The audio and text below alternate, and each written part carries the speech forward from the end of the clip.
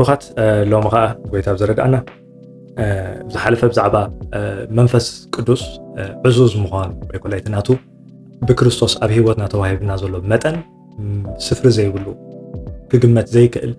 ዕዙዝ መንፈስ ብክርስቶስ ተገይርና ከም ዘሎ ተዋሂብና ከም ዘሎ ካብዚ ዝተላዕለ ገጽ ኣምላኽ ክሕባአና ከም ዘይክእል ካብዚ ዝተላዕለ ገጽ ኣምላኽ ክስወረና ከም ዘይክእል እዚ ሓሳብ እዚ እንታይ ንገብር ነና ንርኢ ነና እንታይ ማለት እዩ ኣብ ኣምላኽ ተዋሂብና ዘሎ ሕብረት እቲ ኣብ ኣምላኽ ተዋሂብና ዘሎ ውልድነት ናብ ከምዚ ዓይነት ብዝሕ መንፈስ ዘሎ ናብ ከምዚ ዓይነት ናይ መንፈሱ ማዕኸን እንታይ ገይርና ከም ዘሎ የእቲና ከም ዘሎ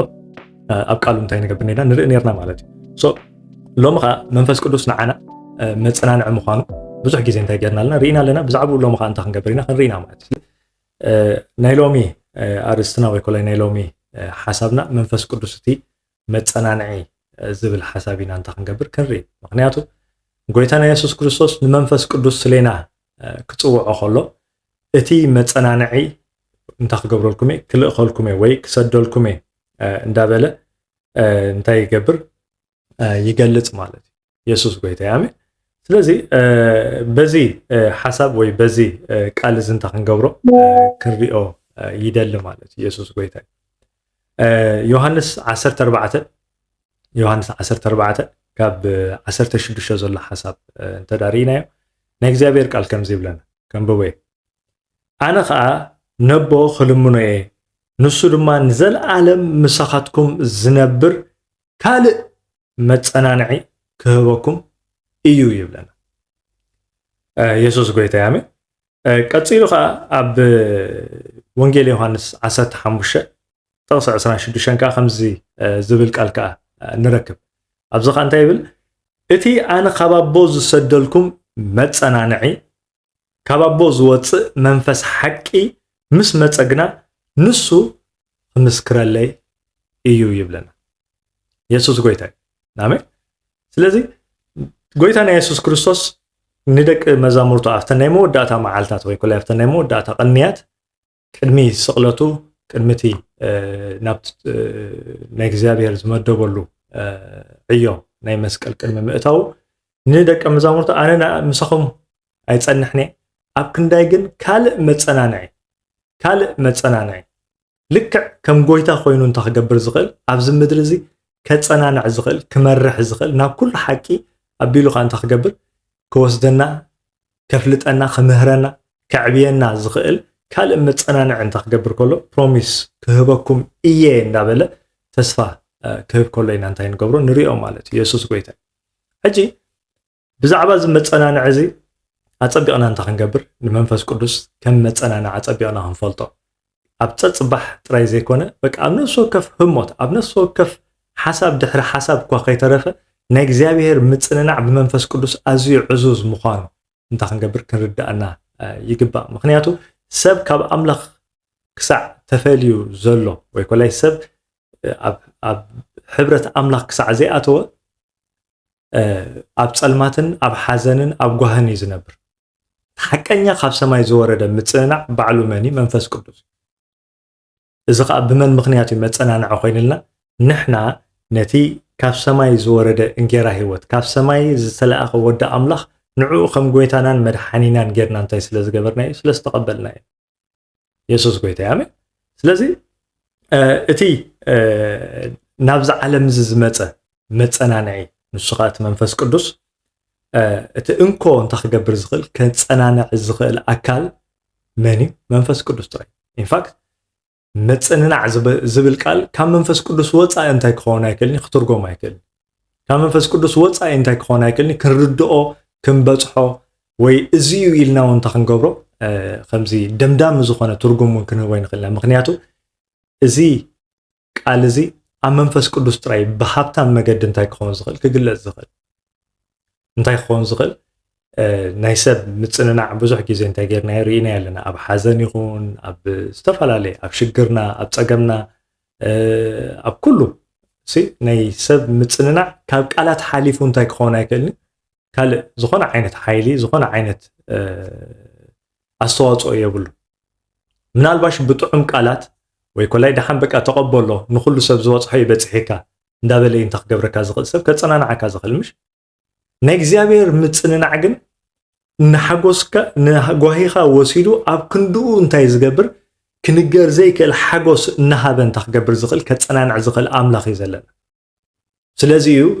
ኣነ እንታይ ክሰደልኩም ካልእ መፀናንዕ እንታ ክገብር ክሰደልኩም ወይ ክልእኸልኩም ኢሉ እንታ ክገብር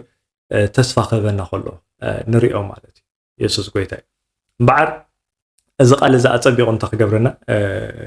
መንፈስ ቅዱስ ኢልና ክንሓስብ ከለና መንፈስ ቅዱስ ኢልና ክንፅውዖ ከለና መንፈስ ቅዱስ ኢልና ክንፅሊ ከለና እዚ ቃል እዚ ኣፀቢቑ እንታ ክገብረና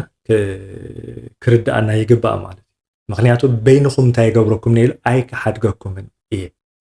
እንታይ ማለት እዩ ናይ ሰብ መፀናንዕ ክንሪኦ ከለና ወይ ኮላይ ናይ ሰብ ምፅንናዕ ክንሪኦ ከለና ምናልባሽ ሓዘን እንተደኣ ኮይኑ ንክንደይ ክፀንሕ ዝኽእል ን40 መዓልቲ ብባህልና መገዲ ወይ ብባህልና መሰረት ተዳሪእና ንክንደይ ክፀንሕ ዝኽእል ሜቢ 40 መዓልቲ ወይ ከዓ ቀረባ ሰብካ ተደኣ ኮይኑ ከዓ በቃ ክሳዕ እቲ ሰብ እቲ ተፈሊካ ዘሎ ሰብ ክሳዕ ትርስዖ ክሳዕ ሽዑ ጥራይ እንታይ ክኸውን ዝኽእል ናይ ሰብ ምፅንናዕ ወይ ናይ ሰብ ዝኸበካ ክኸውን ዝኽእል ልዕሊኡ ግን ሰብ እንታይ ክኸውን ኣይክእልኒ ልዕሊኡ ዝኾነ ዓይነት ክህበካ እንታይ የብሉን ዓቕሚ የብሉን ግን ስለ ጎይታ ግን እንታይ ክብል ከሎ ንበይንኹም እንታይ ይገብረኩምኒ ኣይክሓድገኩም በይንኹም ክትኮኑ ኣብዚ ምድሪ እዚ ብዘይ ዝኾነ መፀናንዒ ብዘይ ዝኾነ ዓይነት ደጋፍሲ እንታይ ክገብረኩም ኣይክእልኒ ክሓድገኩም ድሌት የብለይን ባህጊ የብለይን ከምኡ ዓይነት ኣምላኽ ኣይኮንኩን እዩ ዝብለና ዘሎ ስለዚ ኣብ ብሉይ ኪዳን ፍላይ ክንሪኦ ከለና ኣምላኽ ብዙሕ ሳዕ ንህዝቡ እንታይ ክገብር ከሎ ከፀናንዕ ከሎ ክሕድስ ከሎ ንህዝቡ ካብ ምርኮ እንታይ ክገብር ከሎ ክመልስ ከሎ ምርኮኦም ከዓ ብዘገርም መገዲ ክመልስ ከሎ ብዙሕ ግዜ ናይ ህዝቡ ረድኤት ኣምላኽ ምዃኑ ናይ ህዝቡ ከውሒ ናይ ህዝቡ ፀግዒ ዋልታ ዝተፈላለየ እንታይ ንሱ ምዃኑ እንታይ ክገብር ከሎ ንርኢና ንኣብነት ዘማሪ ብዝተፈላለየ መገዲ ክገልፆ ከሎ ንኣብነት መዝሙር ዳዊት 71-21 ዘሎ ሓሳብ ከድና ተዳሪእና እንታይ ዝብለና ንዕቤተይ ክትውስኸሉ ብምፅንናዕኻ እንተ ክትገብረኒ ኢኻ ክትከበኒ ኢኻ ይብሎ ሪኦም ዳዊት እኳ ኣብቲ ግዜ እቲ ኮይኑሲ ናይ እግዚኣብሔር ምፅንናዕ ዝኸብብ ምፅንናዕ ምዃኑ ብኩሉ ሸነኽካ እንታይ ዝገብረካ ዝሓቕፈካ ዘማሙቐካ ፅላል ዝኾነካ መዕቆቢ ዝኾነካ ምፅንናዕ ምዃኑ እንታይ ይገብር ነይሩ ይርድኦ ነይሩ ስለዚ ካብዚ ተበጊስና ወይ ካብዚ ተበጊስና እንታይ ክንገብር ናይ እግዚኣብሔር ምፅንናዕ ኩለንትናና ስጋና ነፍስና መንፈስና እንታይ ዝገብር ዘዘቕብብ ዘህብትም እንታይ ምዃኑ ስራሕ ናይ መንፈስ ቅዱስ ወይ ዕዮ ናይ መንፈስ ቅዱስ ምዃኑ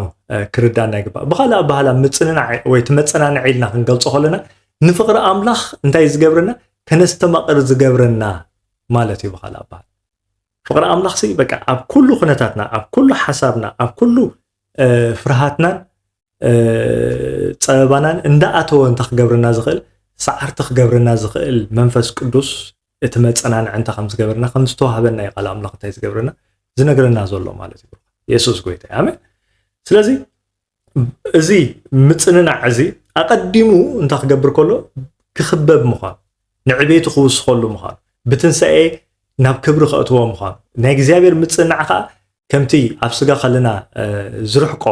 ከምቲ ምናልባሽ ብበዓል ሳኦል ክጎዮ ከሎ ወይ ደቁ ከሳጉግዎ ከሎ ዘጋጥሞ ዝነበረ ከምኡ ዓይነት ዘይኮነ እንታይ ናይ እግዚኣብሔር ምፅንናዕ እንታይ ክገብር ምዃኑ ከይቋረፀ ንሓዋሩ ንዘለኣለም ከስተማቕሮ ምዃኑ ኣቐዲሙ ርኡ እንታይ ክገብር ከሎ ክንበ ከሎ ኢና ንሪኦ ኢየሱስ ጎይታ ያመ ስለዚ ከምዚ እንዳበለ እንታይ ክገብር ከሎ ክዝምር ከሎ ነቲ ብኣምላኽ ዝረኽቦ ምፅንናዕ ብኩሉ ሸነኽ እንታይ ዝገብሮ ብምልኣት ዝድግፎ ምፅንናዕ ናይ እግዚኣብሔር መንፈስ ዕዙዝ ምዃኑ እንታይ ዝገብሮ ነይሩ ኣቐዲሙ ዝዝምር ነይሩ ማለት እዩ በዓል ጎይታ ናብዚ ምድሪ ዝመፀሉ ዘበን ከዓ ልክዕ ከምኡ እስራኤል ኣብ ብርቱዕ እንታይ ንበሎ እዚ ምሕዳስ ዝፅበይሉ ዝነበሩ ዘመን ናይ እግዚኣብሔር ተስፋ መዓስ እዩ ዝፍፀም ኢሎም ዝፅበይዎ ዝነበሩ ግዜ ኣብቲ ሰዓቲ ጎይታና ናብዚ ምድሪ እዚ ኣብ ቤተልሔም ክውለድ ከሎ ኣብ ኢየሩሳሌም ክልተ ምፅንናዕ እስራኤል ዝፅበዩ ዝነበሩ ሰባት ከም ዝነበሩ ይነግረና እንታይ ዝፅበዩ ምፅንናዕ ዝፅበዩ እዚኦም ክልተ ሰባት እንተዳሪቕሞ ናይ ብሓቂ ምፅንናዕ እንታይ ምዃኑ እንታይ ዝገበሩ ዝተረድኡ ሰባት እዮም ነይሩ ስለዚ ብመንፈስ ኣምላኽ ልክዕ ዓፍታ ጎይታ ዝግዘረላ ዕለትሲ ወይ ናብ ኣምላኽ ዝውፈየላ ዕለት መንፈስ ኣምላኽ ተመሪሖም እንተክገብሩ ከለዉ ክኸዱ ከለዉ ነዚ ምፅንናዕ እዚ ከዓ እንተክገብርዎ ከለዉ ክሓቕፍዎ ከለዉ ንርኢ ባሕደላ ኢየሱስ ጎይታ እዩ ስለዚ መንፈስ ኣምላኽ ናይ መጀመርያ ኣብ ሂወትና ዝገብሮ ነገር ወይ መንነቱ ዝገልጸሉ ነገር እንታይ እንተዳይልና መፀናንዕ ምዃኑ ስለዚ እዞም ክልተ ሰባት ካብቲ ምስ መንፈስ ኣምላኽ ዝመላለስዎ ዝነበሩ ሂወት ዝተላዕለ ንሂወቶም ኮይኖም ነቲ ህዝቦምን ናይ እግዚኣብሔር ተስፋን ተፈፂሙ ብዘሎ ህዝቢ ኣምላኽ እንታይ ዝኾኑ ዝፀናንዓሉ ትዝዓበየ ምፅንናዕ ንዕኦም እንታይ ዝገብሩ ነይሮም ዝፅበዩ ነይሮም ማለት ኣይገርም ኢየሱስ ጎይታ እዩ ኣሜን ስለዚ መንፈስ ቅዱስ ማዕረ ክንደይ እንታይ ምዃኑ በዚ መንነት እዚ ክንፈልጦ ከም ዝደለና በዚ መንነት እዚ ክንርድኦ ከም ዝደለና በዚ መንነት እዚ ኣብ ፅባሕ ክንመላለስ ከም ዝደለና እዚ ቃል እዚ ኣፀቢቑ እንተክገብረና ክርዳእና ክእል ኣለዎ ማለት ኢየሱስ ጎይታ እዩ ኣሜን መንፈስ ቅዱስ ኣብ ኩሉ ዓይነት ማለት በቃ ሊሚት የብሉ ዝኾነ ዓይነት ሊሚት የብሉ ኣብ ኩሉ ምርጫታትካ እንዳኣተወ ኣብ ኩሉ ባህግታትካ ኣብ ኩሉ ድሌታትካ ሕልምታትካ እንዳኣተወ እንታይ ክገብረካ ዝደሊ ከፀናንዓካ በታ ዕሪቲ መገድኻ እንታይ ክገብረካ ከመርሓካ ዝደሊ እንታይ መንፈስ ሓቂ ኣሜን ኢየሱስ ጎይታ እዩ ኣምላኽ ምሳና እዩ ስለዚ በዚ ዘለኣለማዊ ምፅናዕ ወይ ኮላይ ዝተገልፀ ሓይሊ ኣምላኽ እንታይ ክገብረና ምዃኑ ክበፅሓና ምዃኑ ኣቐዲሙ ብጎይታ እንታይ ክገብሮም ከሎ ክነግሮም ከሎ ንርኢ ስለዚ መፀናንዕ እዚ ኣጆኻ ጥራይሉ ዝገድፈካ ዘይኮነስ ዘሕይለካ ካብቲ ሓዘንካ ካብቲ ጓሂኻ ንክትወፅእ እንታይ ዝገብረካ ኤምፓወር ዝገብረካ ዘሕይለካ ዘበርታዓካ እንታይ ምዃኑ መፀናንዒ ምዃኑ እዚ ቃል እዚ እንታይ ገብረና ይነግረና ኣሎ ማለት እዩ ኢየሱስ ጎይታ ኣሜን ስለዚ እዚ ምፅንናዕ እዚ ካብ መጀመርታ ትሒዙ እንታይ ዝኾነ ዝተዋሃበ ተስፋ ስለ ዝነበረ ኣብርሃም ካብ 12 እንዳሓር ዓብ ህዝቢ ክገብረካ እየ ዘርእኻ ክባረኽ ምዃኑ ኢሉ ዝኩሉ እንታይ ክገብሩ ከሎ ተስፋ ክህቦ ከሎ እንተዳሪእናዮ ኣብ ገላትያ ምዕራፍ 3 ከንብበ ገላትያ ምዕራፍ 3 ካብ 13 ዘሎ ሓሳብ ክንርኢና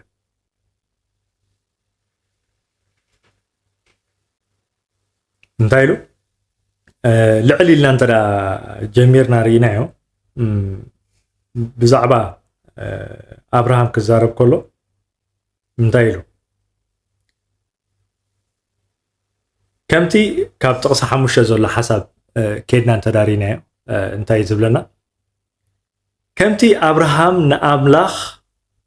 ኣመኖሞ ፅድቂ ኮይኑ ተቆፅረሉ ዝብል እምበኣርስ እቲ መንፈስ ዝህበኩም ኣባኻትኩም እውን ሓይሊ ዝገብር ብግብሪ ሕጊ ድዩ ወይስ ብምስማዕ እምነት እዩ ይኹም ኣለዎ ሕጂ እንታይ ኢልዎ ኣብርሃም ንኣምላኽ ኣመኖሞ ፅድቂ ኮይኑ ተቆፅረሉ ዝብል እምበኣርስ እቲ መንፈስ ዝህበኩም እዩ ስለዚ ካብ መጀመርታ ትሒዙ ኣብርሃምን እምነትን ፅድቅን ብድሕሪ ፅድቂ ግን እንታይ ምዃኑ እቲ ካብ መጀመርታ ዝነበረ ተስፋ ብዛዕባ እቲ መንፈስ ምዃኑ ኣብዚ እንታይ ይገብረሎ ይጅምሮ ኣሎ ማለት እዩ ስለዚ መንፈስ ዝህበኩም ጥራይ ዘይኮነ ከኣስ እንታይ ከዓ ዝገብር ሓይሊ ከዓ ዝገብር ዘሎ ስለዚ መንፈስ ቅዱስ መፀናንዒ ክንብል ከለና